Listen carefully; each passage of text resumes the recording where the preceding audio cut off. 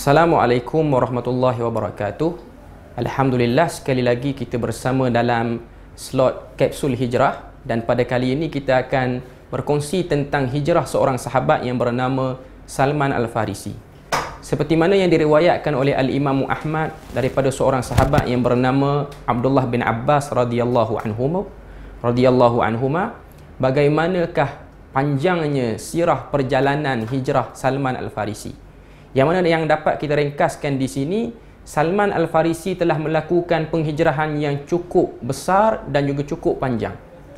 Bermula daripada seorang anak kelahiran kota Asfahan, daripada keluarga yang kaya dan berkedudukan. Akhirnya merasa sesuatu yang tidak puas pada dirinya, pada agamanya, yang pada waktu itu ialah agama Majusi, dan mengambil keputusan untuk menukar kepada agama Kristian setelah melihat penganut Kristian yang berada di Asfahan. Akhirnya dia mengambil keputusan untuk berhijrah ke Syam. Bertemu dengan seorang pendeta, belajar ilmu daripadanya. Kemudian setelah kewafatan ataupun kematian pendeta tersebut, maka dia telah berpindah ke Mosul di Iraq. Dan setelah pendeta yang berada di Mosul itu meninggal ataupun mati, dia berpindah ke Nasibiyin. Dan setelah pendeta di situ meninggal, maka dia pergi ke Amuriyah. Dan setelah pendeta yang berada di Amuriyah itu meninggal, dia telah dipesan oleh pendeta yang berada di Amuriyah itu untuk mencari Nabi akhir zaman.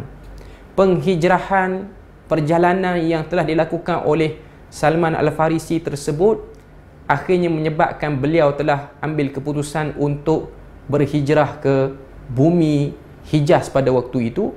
Dan kita lihat perubahan status yang Allah Ta'ala takdirkan kepada Salman Al-Farisi daripada seorang anak yang kaya, kemudian menjadi orang kebanyakan, kemudian menjadi seorang hamba dalam perjalanan ingin mencari Islam, yang mana beliau telah menjadi hamba kepada seorang Yahudi. Dan akhirnya ketika mana dia menjadi hamba pada Yahudi yang berada di Madinah pada waktu itu, akhirnya beliau telah berjumpa dengan Nabi setelah dia melihat tanda-tanda kenabian yang telah dia dapatkan daripada pendeta-pendeta yang dia belajar sebelum daripada itu. Maka dia mengambil keputusan untuk mengikut ataupun menganut agama Islam. Dan Nabi melayani Salman Al-Farisi. Dan akhirnya Nabi sebut dalam satu hadis yang masyhur, yang terdapat banyak riwayat, cuma yang kita kongsikan pada kali ini ialah riwayat daripada Imam Tirmizi. Nabi kata, "Law kana al-imanu bis-Surayya latanawaluhu rijalun minal Faris." Sekiranya iman itu berada di satu tempat yang bernama Surayya, iaitu bintang yang tinggi, maka iman itu akan dapat digapai oleh lelaki daripada Parsi, iaitu Salman Al-Farisi, kerana hadis itu menjelaskan tentang kelebihan Salman.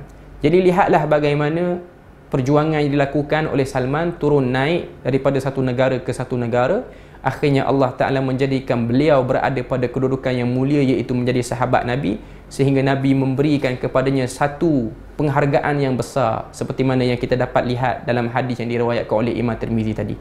Akhir kata, kita melihat apa yang Allah Ta'ala sebut dalam Al-Quran, وَمَنْ يُهَاجِرْ فِي سَبِيلِ اللَّهِ يَجِدْ فِي الْأَرْضِ مُرَاغَمًا كَثِيرًا وَسَعًا. Sesiapa yang berhijrah di jalan Allah, dia akan dapati bumi ini sangat luas, dan sesungguhnya banyak rahmat-rahmat Tuhan yang dapat dikutip. Dan moga kita mengambil inspirasi daripada Salman, kita melakukan penghijrahan daripada keburukan kepada kebaikan, daripada kegelapan kepada cahaya, lalu Allah Ta'ala memberikan ganjaran kepada kita, iaitu syurga dan juga keampunannya dan juga redha-Nya. Setakat itu saja perkongsian kita pada kali ini. Subhanakallahumma wa bihamdik, asyhadu an la ilaha illa anta wa astaghfiruka wa atubu ilaik.